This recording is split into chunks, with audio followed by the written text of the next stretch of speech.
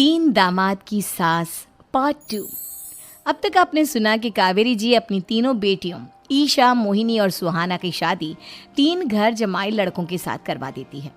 उन्हें लगता है कि ये लड़के शायद घर का कामकाज संभाल लेंगे, लेकिन उनके तीनों घर जमाई बहुत आलसी थे।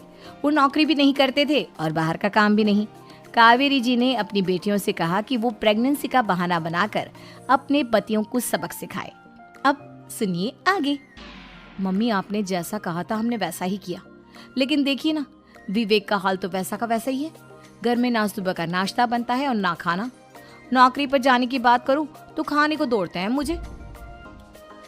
हाँ मम्मी, मैंने भी सुमित को कितनी बार कहा कि अगर नौकरी नहीं करनी तो कोई छोटी सी दुकान ही खोल लो। घर का खर्चा कैसे चलेगा? देखो दोपहर के 12 बजने आए और जनाब अभी तक सो रहे हैं। हाँ मम्मी, ईशा और सुहाना ठीक कहती हैं। अविनाश का भी यही हाल है। जब मैंने अपनी प्रेगनेंसी के बारे में कहा तो मुझसे कहने लगा, अरे दूसरी लड़कियां तो 9-9 महीने तक नौकरी करती है, बस डिलीवरी के टाइम छुट्टी लेती है। मोहिनी, तुम भी नौकरी करो। अब मुझे कहाँ नौकरी मिलेगी? मम्मी बताओ अब मैं क्या करूँ? हे भगवान, क्या सोचकर घर जमाई दामाद लाई थी मैं कि मेरी बेटियां मेरे पास रहेंगी और खुश रहेंगी, लेकिन इन आलसी दामादों ने तो हमारी जिंदगी को भी प्रॉब्लम में डाल दिया है। मैं तो कहती हूँ मम्मी, हम लोग वापस अपनी जॉब पर जाना शुरू कर देते हैं। बता देते हैं इन लोगों को कि हमने प्रेगनेंसी का बहाना किया है। नहीं नहीं बेटा, ऐसी गलती भी मत करना। अगर तुमने ऐसा किया तो इन तीनों की आदत और खराब हो जाएगी। अरे आज नहीं तो कल कभी तो तुम प्रेग्नेंट होगी, तब वापस यही प्रॉब्लम आएगी। तब क्या करोगी तुम तीनों? हाँ मम्मी, आपकी बात तो बिल्कुल सही है। इन लोगों को तो सुधारना ही पड़ेगा। लेकिन कैसे? अपने बच्चों के आने की खबर सुनकर भी इन लोगों पर कोई असर नहीं हो रहा। पैसे कमाने के लिए घर से बाहर निकलना ही नहीं चाहते ये तीनों। अब मेरे दिमाग में एक प्लान आया है। तुम तीनों चिंता मत करो, उन तीनों को बुलाओ, फिर मैं बात करती हूँ। थोड़ी देर बाद कावेरी जी अपने तीनों दामादों को सामने बुलाकर अपनी बात कहना शुरू करती हैं। अविनाश, सुमित और विवेक, देखो बेटा, मैं ना तुम तीनों से बड़ा प्यार करती हूँ, इसीलिए तो तुम्हें घर जमाई बना कर रखा है मैंने। अरे मम्मी जी, सीधे सीधे कहिए ना, क्या बात है? प्यार तो हम भी आपको बहुत करते हैं। अरे मम्मी जी, आपकी इज्जत भी बहुत करते हैं। अरे भाई, आपके जैसी सास और कमाने वाली बीवी सबको मिलती है क्या? हाँ मम्मी, विवेक और सुमित ठीक कह रहे हैं। आपकी बेटी से शादी करके मेरी तो जिंदगी ही अच्छी हो गई है। जानती हूँ मैं, और ये भी जानती हूँ कि तुम तीनों अपने अपनी बीवियों से बहुत प्यार करते हो।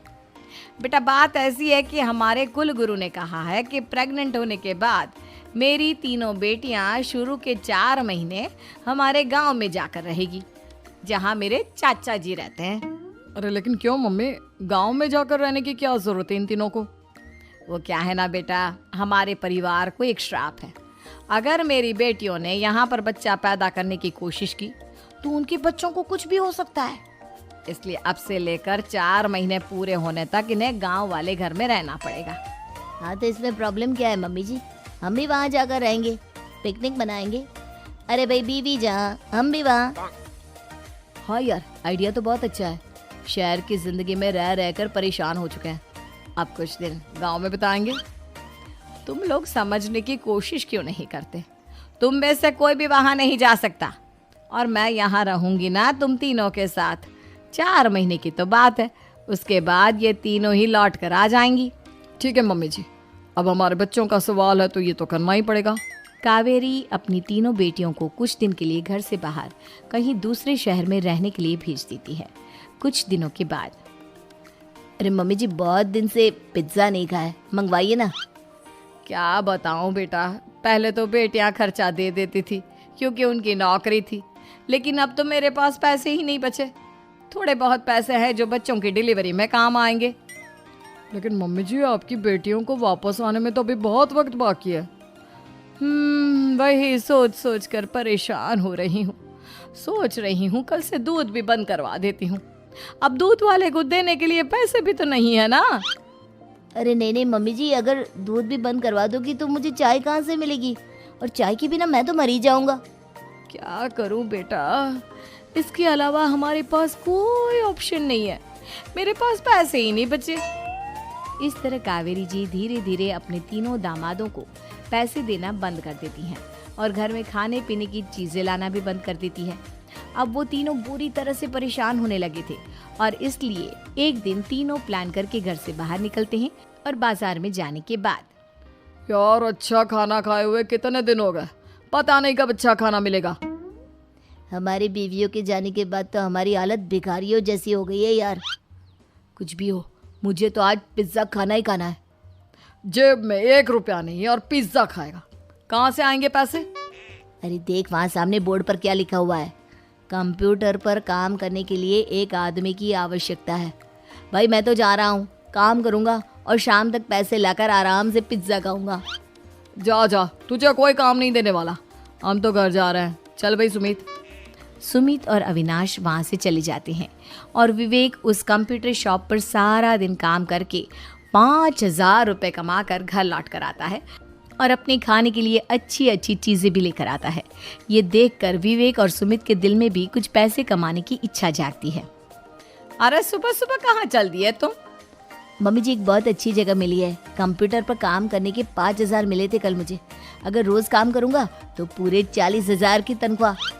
अरे वाह, ये तो बहुत अच्छी बात है दामाद जी, आपको जाना ही चाहिए।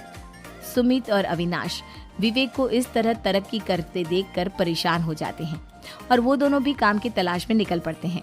धीरे धीरे उन दोनों को भी काम मिल जाता है। अब कावेरी के तीनों दामाद छोटी मोटी नौकरी करके अच्छा पैसा कमाने लगे थे। एक दिन कावेरी उन्हें अपने पास बुलाती है। अरे वाह, विवेक 40,000 कमा लेता है, अविनाश 60,000 और सुमित तुम भी 40,000 के आसपास कमा ही लेते हो।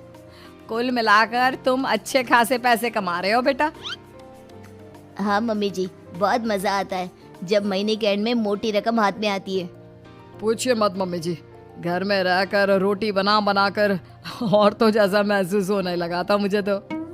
हाँ बेटा, तुम तीनों की बात तो बिल्कुल ठीक है और जानते हो अब तुम तीनों की पत्नियां भी वापस लौट कर आने वाली है। लेकिन मम्मी जी अभी तो उन्हें गए सिर्फ 2 महीने हुए हैं, आपने तो कहा था वो 4 महीने के बाद लौट कर आएंगी।